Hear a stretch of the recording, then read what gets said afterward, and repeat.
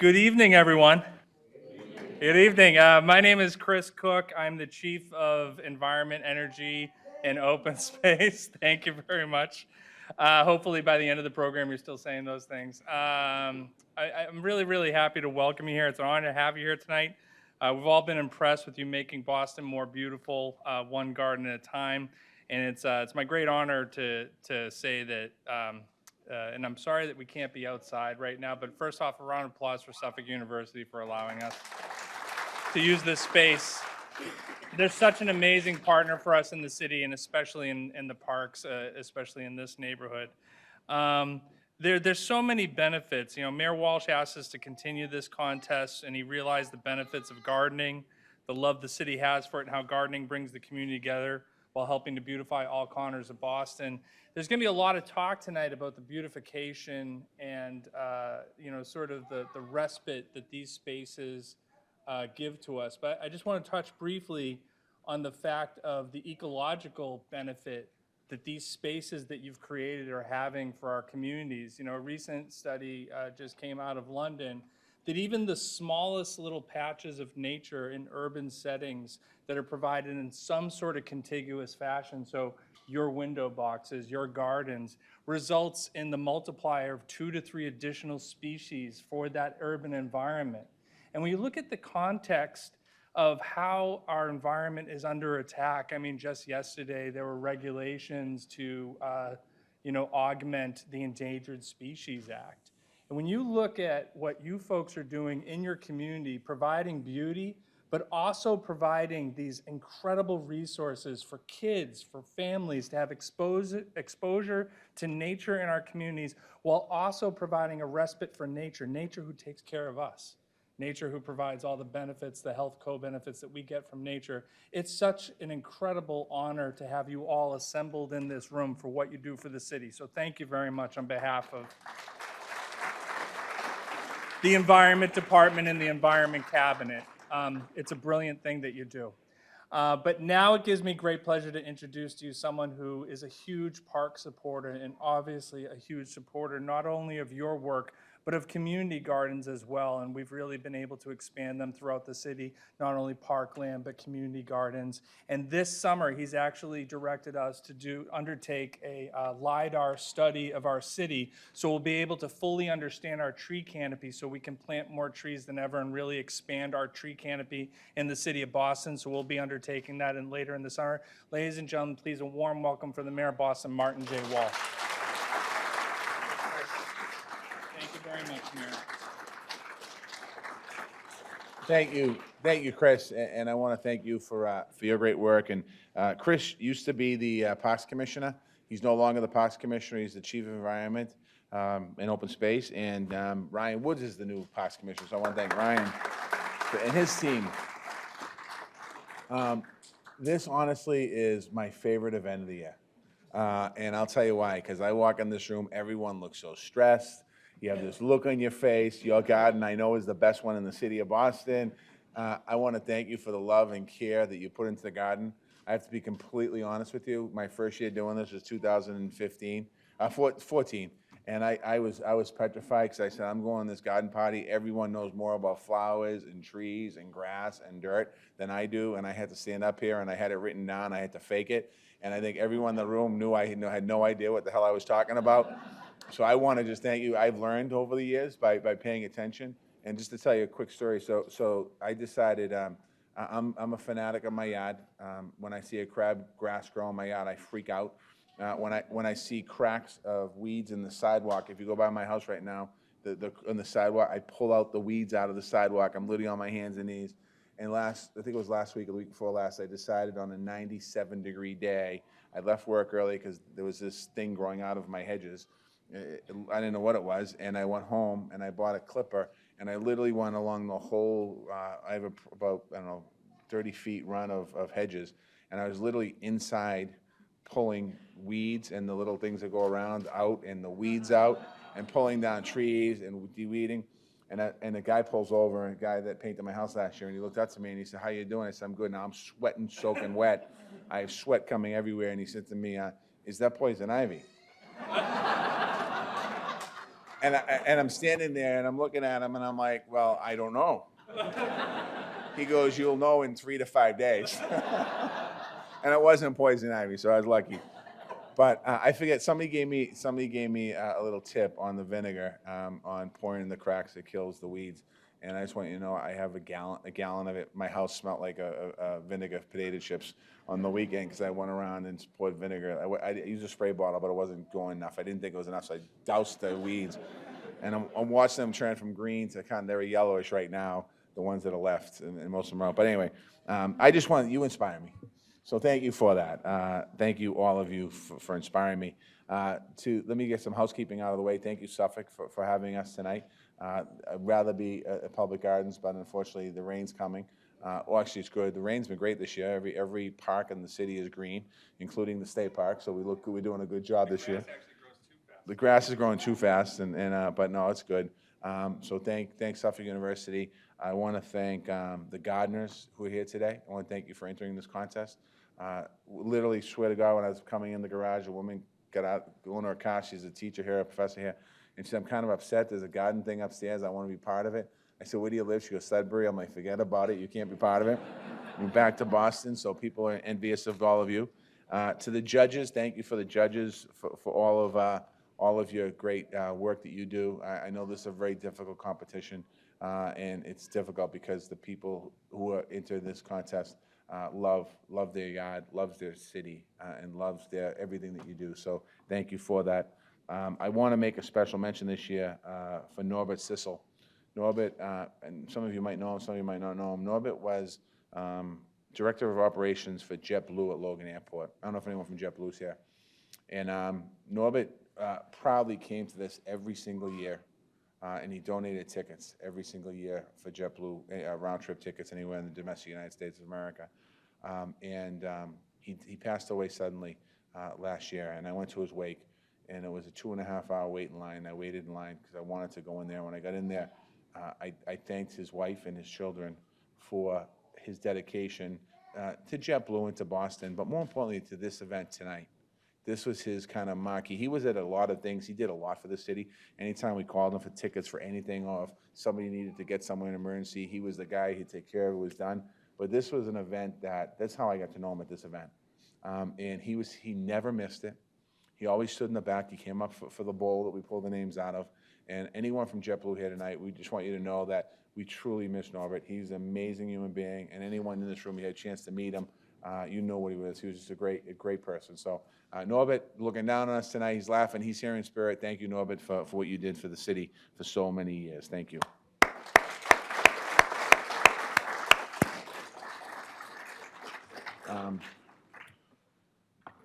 Chris talked a lot about what's going on in Washington, and I'm not going to go into a political speech here, but unfortunately it's true what's happening in Washington. And the people in this room and other gardeners around the city make Boston greener, make us healthier, more vibrant. We've really focused in the city of Boston on the environment and parks in our city. Chris talks about the investments we made in parks. I often think when I became mayor, when I was a state representative, I worked with DCR a lot. And the reason why I did is because open space is where everyone uses. Little ones use it, seniors use it, everyone in between uses it. And it's amazing to see that. And becoming the mayor of Boston, so many beautiful gardens that we have in the city of Boston, not just the city gardens that we have ourselves, but the beautiful gardens in people's homes. And I want to thank you for that. Many of you, all of you, put your heart and soul into your garden. And that's important for us to recognize. And it certainly is an art form. Gardening is an art form. I can see it. I've stolen little bits of information from all of you. I have beautiful hydrangeas I planted last year on the side of my house, 6 plants. I only had to plant 4 because they're blooming pretty big. I have about 8 hydrangea plants around my house because I come to this event every year and get inspired. I have landscaping in my yard because I come to this event and I get inspired. I am not into this contest yet because I have to do a lot more than what I've done, but I certainly get inspired. If you drive by my house, you'll see these hanging plants that every single night I have a routine. Every night when I get home, before about 10 o'clock, before I go up to bed, I go outside, I water them, I make sure they're watered, I make sure they have food when they need food, I make sure they're healthy, I clean them down, I make sure that's all. This is all because of you. You've turned me crazy, but I want to thank you for that. This program, what we're doing here, we're making it more accessible for people of all ages and abilities so you can enjoy the celebration. It's great to be recognized. Green spaces, as Chris talked about briefly about the climate resiliency, green spaces are key to our resiliency. When you look at our Boston, if you haven't looked at it, go on our website, look at Resilient Boston Harbor. It's a plan for us in the city of Boston. In 2014, when I became mayor, people talked about us walling off the ocean to people. And really, nothing they can do about it. The buildings are built there. We started to think about what are we going to do about sea level rise? And we said we have to build a wall around the inner harbor if we truly want to combat sea level rise. Okay, we have to raise up 3, 4, 5 feet, 6, 7 in some places. And we started to talk about that, and as we talked about that, we said, why don't we cover the wall with green space? Why don't we plant trees and flowers and bushes and plants and all kinds of different things? Why don't we, man took the harbor away from people. Why can't man and women put the harbor back to people? And that's kind of at the heart of our Resilient Boston Harbor Plan. If you see it, at some point, go online and check it out. If you want to see it up close and personal, go to Martin's Park on the 4-Point Channel. Take your kids there. Go get a chance to go in there. It's named after little Martin Richard, who died in the Marathon bombing. You go in there and you walk through there and you see playground, you see play equipment for all kids of all ability. You'll see a boat there. You'll see a hill and a berm, and you'll see not bouncy houses, but rock climbing. Built into that park is a seawall. That wall will protect the 4-Point Channel, South Boston waterfront. So as we use it for everyday use, it's for our young people to go and enjoy and have fun.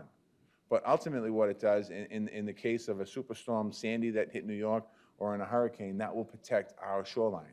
We have an opportunity to do this all along the shoreline.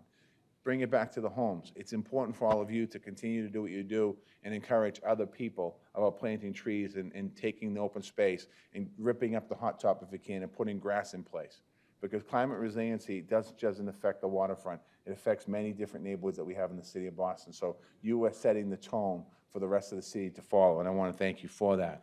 Because what will happen is these places will absorb the water and improve the quality of life of everybody. Resilient Boston Harbor is 47-mile coastline. Your houses are the rest of the city of Boston. So we want to continue to work with you as you move forward here. A couple of other things that we did last year, we hit a big milestone in the Parks Department. We became the first city on the East Coast to have have every resident in the city of Boston within a 10-minute walk to a park. We almost beat, Seattle was #1, they beat us by a few months. We were the first city on the East Coast, so we are the second city in America. Only 2 cities can brag, maybe more can brag now. 2 can brag that wherever you live in the city of Boston, if you walk out your front door, you're a 10-minute walk to a park. And that's pretty incredible, and that's due to the hard work of our Parks Department and the great work they do, and that's something that we're proud of.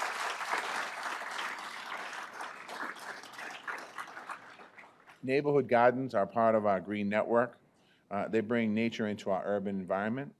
They improve air quality by providing fresh food, and that's something I want to thank you for as well. They make our city more inviting and make our neighborhoods more inviting as you go around, as you look around, the diversity of this room, the diversity of the neighborhoods that all of you come from, and some of the people didn't win still work to make sure, whether you're in Beacon Hill or you're in Dorchester or Lowell Mills, or whether you're in Roxbury or West Roxbury, it doesn't matter. People are working to improve their urban environment and improve the environment around their home, which helps their community and their neighborhood. So we thank you for that. We're also excited about your talents and creativity. Every single person in this room tonight I know didn't win, but you are talented and you are creative, and I want to thank you for that. And I want to thank you for taking the time out of your life to make sure that you take pride in your gardens and your homes. I want to thank you for all the work that you do. This year's gardens are amazing. They're unique. You can certainly see how much time and effort you put into them. Certainly, I wish I had a little more time to put into my house, my yard, and my garden. I don't really have a garden, but my yard. But when I'm out there, I feel a sense of accomplishment. Believe it or not, of all the stuff I do as mayor of Boston, that day I was sweating when I go in the house that day. I felt good, like I did something. My fingers were dirty. It was great, and I feel like, thank God I can do something. But I want to congratulate all of you. I want to just be proud of what you've been able to accomplish. And now I have the opportunity to turn the floor over back to Chris, and then Chris will turn it over to Ryan. So to all the winners, congratulations, and to all the finalists, congratulations. Thank you, Mayor. Thank you very much. Thank you so much, Mayor. We're very, very happy that you don't have poison ivy.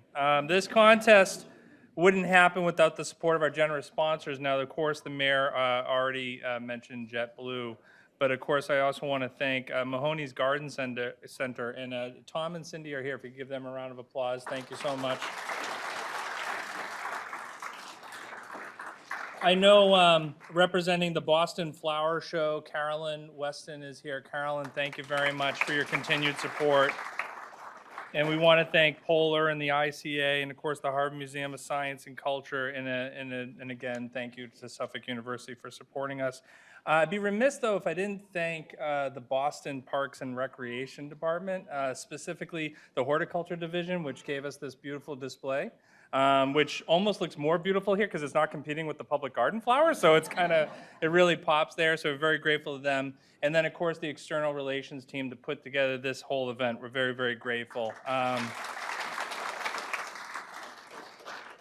Now, I get to introduce someone who's a friend of mine, the new Parks Commissioner of the City of Boston that the Mayor Walsh already spoke a little bit about. But just to let you know in what good hands you're in, Ryan started out at the Parks Department when he was a teenager on the baseball crew, taking care of the baseball fields in the city.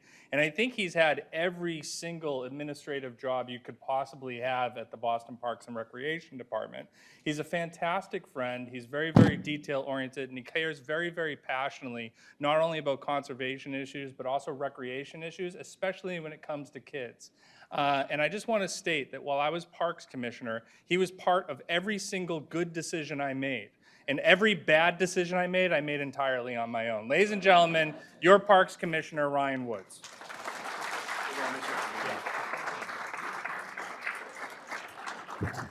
Well, thanks. Now, if we can only get him to move his stuff out of the office, it would be really helpful so we can move on. The winners here tonight are among the best of the best, but among you are gardeners that have exhibited gardening excellence year after year and have been inducted into the Garden Contest Hall of Fame. These are the gardeners that have won at least 3 times. Many of these Hall of Famers served as judges in the contest this year and shared their gardening wisdom with the finalists while viewing their gardens. You'll find a list of all the Hall of Fame inductees over the past 6 years in your program, and I'd like to recognize the 2 gardeners that are being inducted this year for their past wins, Judy Ullman and Rick Saras. So Judy and Rick, if you'd please join us.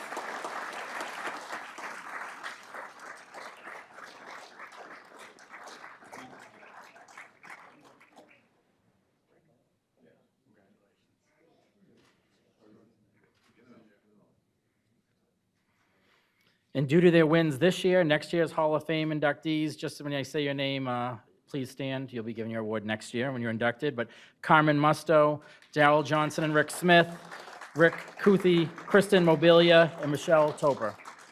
Congratulations to you all. And now my script tells me that you can enjoy your spring, so you don't have to worry so much over next year. This year we received well over 100 applicants, so to be selected as a finalist is impressive, but to go on and place in the contest is a true honor. After tonight's award presentation, all of our first place winners from each category will be entered into a raffle, and the mayor will be able to pull a name and announce the winner of our grand prize, which is provided by JetBlue, which is 2 tickets to anywhere where JetBlue travels in the United States. Thanks for that. So now on to this year's awards. So starting with the small yard garden category, our 3rd place, Jill Christians of South End. Come on up.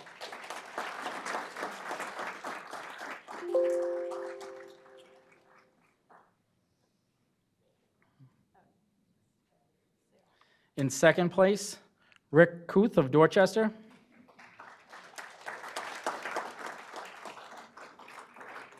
And our 1st place winner, Dominique Hurley of East Boston.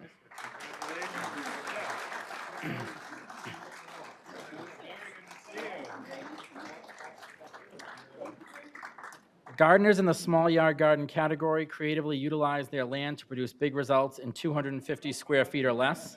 Judges said this year's gardens had gorgeous plants, no problem, and created an urban oasis in a small amount of space.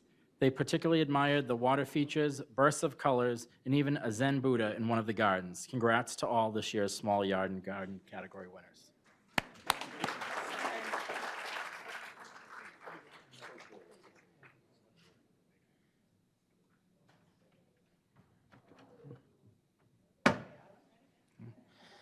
Next, for the medium yard garden category. In third place, Kathleen D. Cero of Dorchester.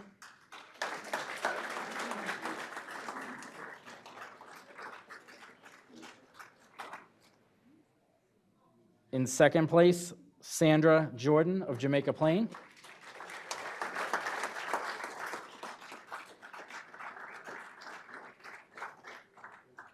And in first place, Megan Fox, also of Jamaica Plain.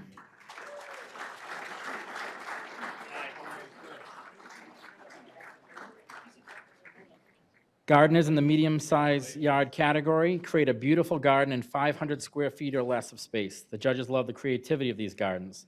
They admired the great use of perennials and a wide variety of playful features like wind chimes, birdhouses, beehives, and even a koi pond. Congratulations to all of our medium yard garden category winners.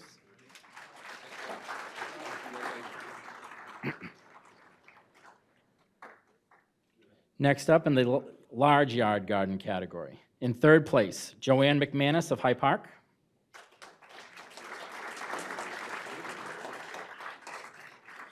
In second place, Amy Galblum of Roslindale.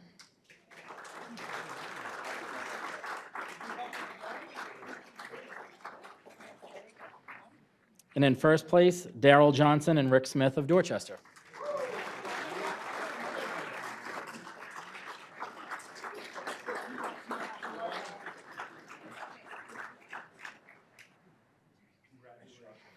The large yard garden category is very popular, where gardeners get to show off their plots of 500 square feet or more. The judges were impressed with the variations of plant species used in each of these gardens, from lilies to hydrangeas to Japanese maples and much more. There was no shortage of color, texture, and wonder throughout these gardens. One judge even commented that a garden reminded them of being in Alice in Wonderland. Congratulations to each of our large yard garden winners.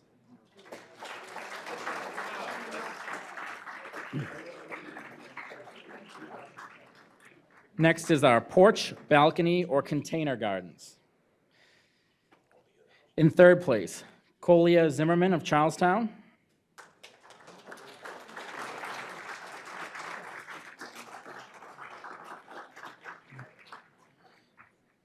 In second place, Joseph Felinsky of Dorchester.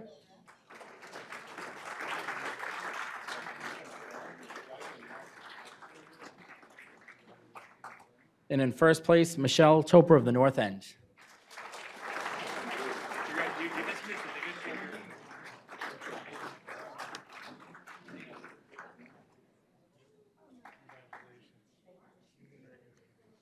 The porch, balcony, or container garden category highlights those gardeners that do not have large yards to plant. Judges in this category were impressed with the creative use of space that each gardener was able to transform. These gardens were able to delight the judges visually, but also appeal to their sense of smell, with features like basil and mint plants and even a lemon tree. Congratulations to all of our porch, balcony, or container yard garden winners.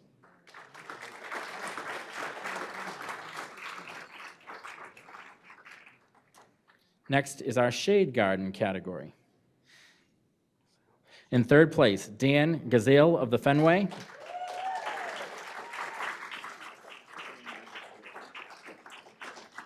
In second place, Leanne Brandon of Brighton.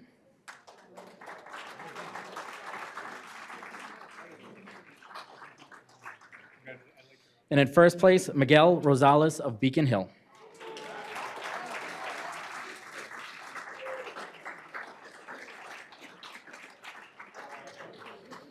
The shade garden category looks at gardens that are planted in areas with little or no direct sunlight. Some of these gardens occur naturally, and others are by design under the trees or fences.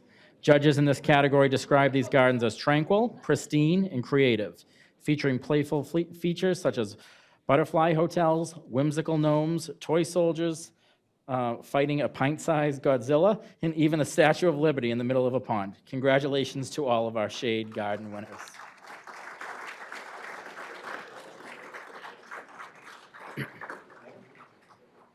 Next category is our vegetable or herb garden. In third place, Molly Benfeld of Roxbury.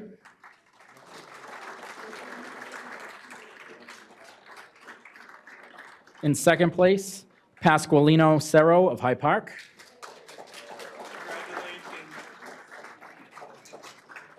And in first place, Kristen Mobilia of the Fenway.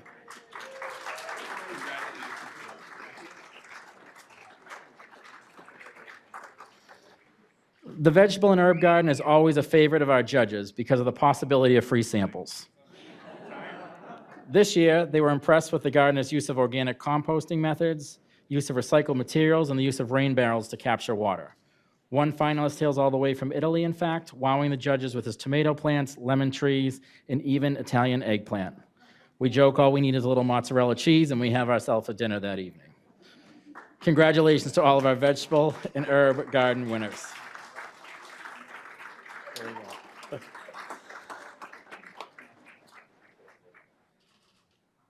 One of the most highly contested categories, our senior gardener.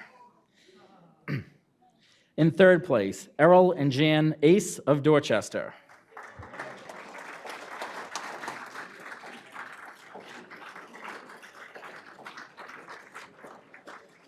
In second place, Janice Dunlevy, also of Dorchester.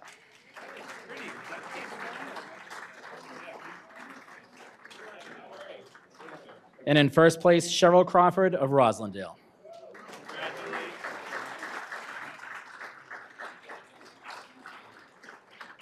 The senior garden category highlights the work of our gardeners who are over 65 years of age. This is always a very competitive category. The judges loved learning from each of our senior finalists, many of whom take meticulous notes on their gardens, some which have over 100 different varieties of plants.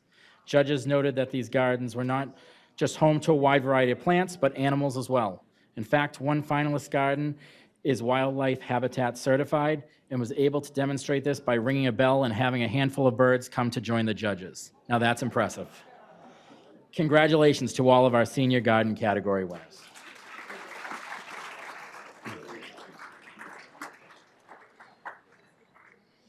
Our next category is our storefront, organization, or Main Street District Garden. In third place, Ellen Coutu, representing Mario Susi and Sons of Dorchester.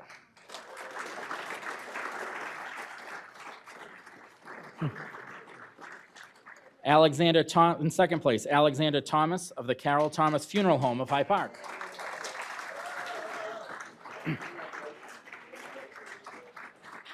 And in first place, Miriam and Hector Morales, representing Recreo Coffee and Rotisserie of West Roxbury and our own in City Hall. And Miriam and Hector couldn't be with us, but Jacob and Bree are both here from Recreo to accept the award on their behalf.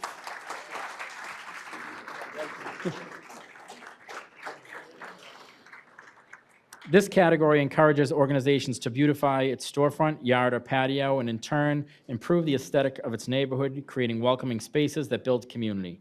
Judges in this category love the vibrant colors and inviting nature of each of the gardens and storefronts, as well as the passion of the employees taking care of them. In fact, one of our finalists not only maintains their own business garden, but also volunteers to wake up every morning nice and early to maintain the garden of the church across the street from them. Congratulations to all of our storefront, business, or organization gardeners.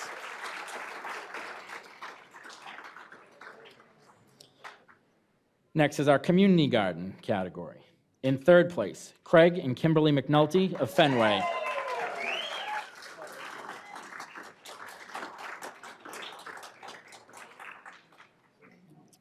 In second place, Carmen Musto, also of Fenway.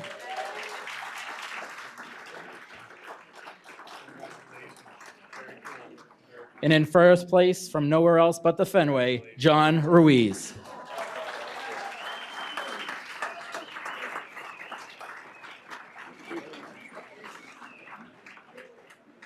Community gardens are an important resource for urban settings, and we're proud to see how competitive this category was this year.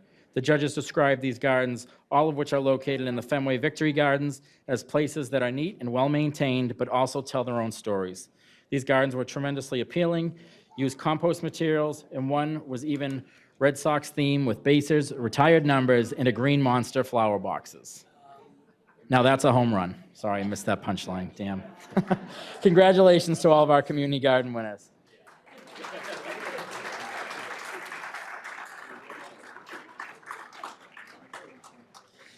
And now just for a special award that we've decided to give out this year that we don't normally do. So this year we're going to do an honorable mention. And I'd like to take a moment to offer a special recognition for one of the Shade Garden finalists who passed away just a few weeks ago after entering his garden into the competition. Mr. Warren Beatty was a resident of the Fenway neighborhood and created a beautiful garden in the courtyard of his apartment building on Jersey Street. Warren established the communal garden back in 1984 with his own funds, growing many plants from seed, adding features like a fountain to attract birds, and even a heated cat house for the stray feral cats. Warren loved gardening and created a beautiful communal space for him and his neighbors to enjoy together.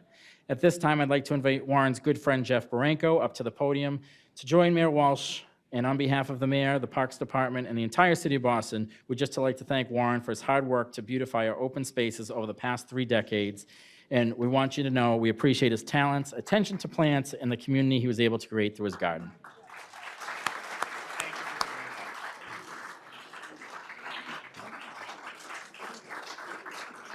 Yeah, you're not up there.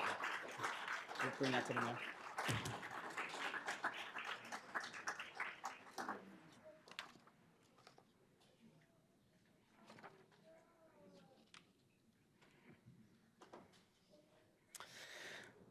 Congrats again, and now the moment we've all been waiting for.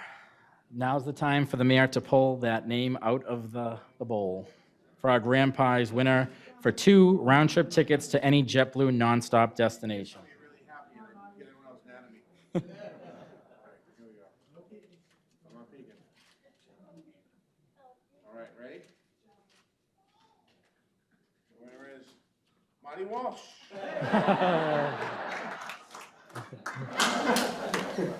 John Ruiz. Congratulations to John Ruiz.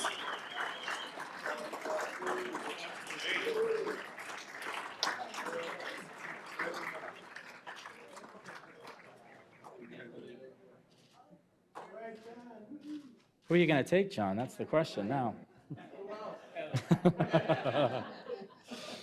Now I'd like to recognize the judges. You've all had a very tough job. The judges were chosen for their expertise in gardening and support of the mission of this contest to encourage and inspire beautification throughout the city. A list of this year's judges can be found in your program. And at this time, we'd like to ask any judges that are in the room if you'd please go over near the flowers for a picture. So all judges, please don't be shy. Come on over and take a picture.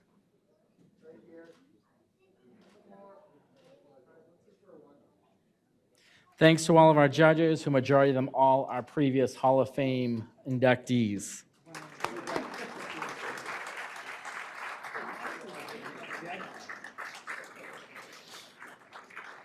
This annual contest would not be possible without the continued support of our sponsors, as well as our friends that have helped make this award packages possible. Thank you to our grand prize sponsor, JetBlue Boston, Flower and Garden Show, and Mahoney's Garden Center. We'd like to thank the city's horticulture team and thank again Suffolk University providing us this amazing rain site. And now we invite you to enjoy some delicious food from the catered affair and refreshments, and remind all winners and judges to pick up their gift bags when you head out on your way out. Thanks again for participating in the Mayor's Annual Garden Contest, and we hope to see you all again next year.